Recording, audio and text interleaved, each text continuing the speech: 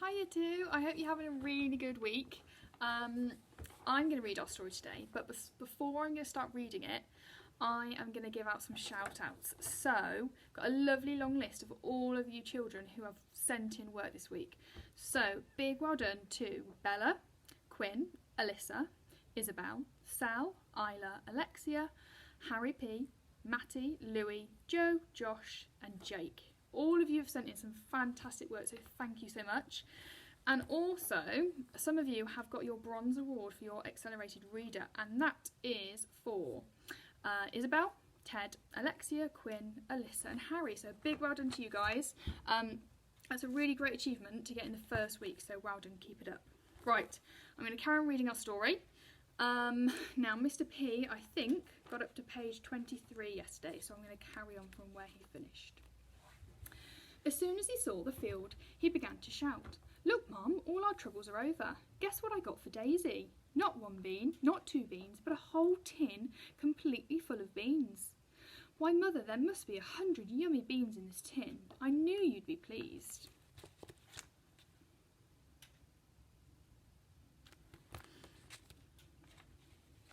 At the end of the week, when his mum had finished chasing him, Daft Jack and his mum sat down in the middle of the field. "Oh, Jack," wailed his mum, "now we haven't even got a cow to sleep under. If only you were a clever boy, you'd think of something." "I have thought of something, Mum," said Jack. "Let's eat the beans." So Daft Jack and his mum ate the beans. Then they had nothing left at all.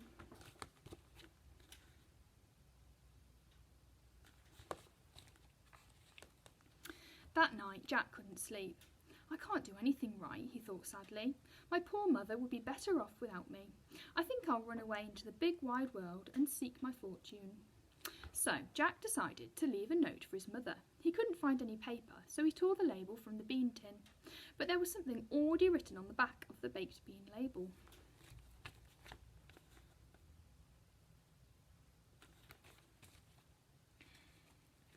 Jack held the paper up to the moonlight and read aloud. "Congratulations, you have bought the lucky bean tin and won a fantastic prize for you and your family." Jack woke up his mother. When she saw the message on the bean tin, she couldn't believe her eyes. "Oh, Jack," she cried, "at last we will be able to buy a proper house." "Yes," said Jack, "and I will buy poor Daisy back. I fancy a nice glass sorry of milk." again. Oh, Mr. Morris. Sorry. Bad timing, that is. People keep using my room. Every time I come in here, there's someone in here. Sorry. Oh, Mr. Morris. I've come for some noodles. Oh, okay. I'll leave let you off. alone. Okay, thank you. Bye. Oh dear. Right, where was I? Yes, said Jack, "and I will buy poor Daisy back. I fancy a nice glass of milk." And Jack's mum was too happy to chase him round the field.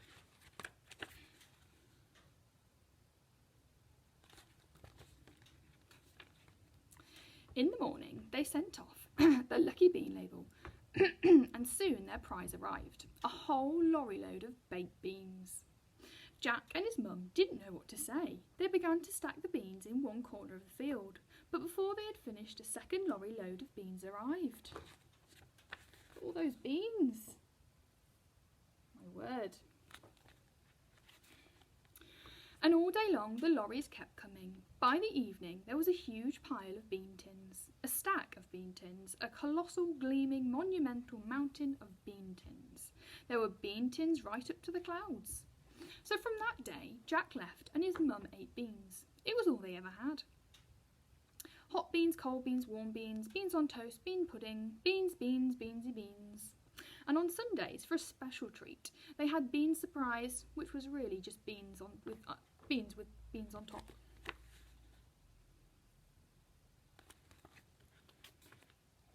Jack's mum would have given anything for a change. "I'm sick and tired of beans," she shouted one day. "If I never eat another bean as long as I live, it will be too soon. If only you were a clever boy, Jack, you would think of something." "I have thought of something," said Jack. "Bean juice milkshake." Ugh.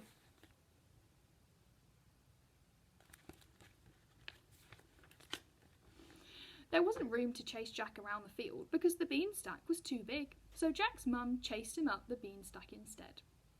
Higher and higher, Jack hopped from tin to tin, with his mum puffing and panting behind.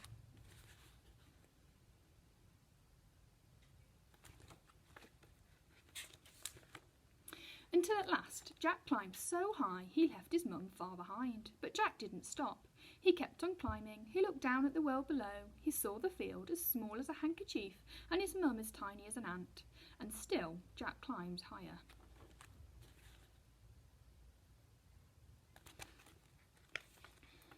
When he was almost too tired to climb any more, Jack reached the top of the beanstalk, way up in the clouds. Jack looked around. To his amazement, he saw an enormous castle with its great door wide open. He tiptoed inside. It was the most incredible place he had ever seen.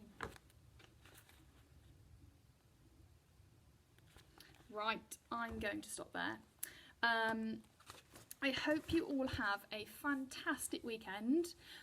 Make sure you have lots and lots of fun. Let's hope the weather is okay. It's been a bit rainy today.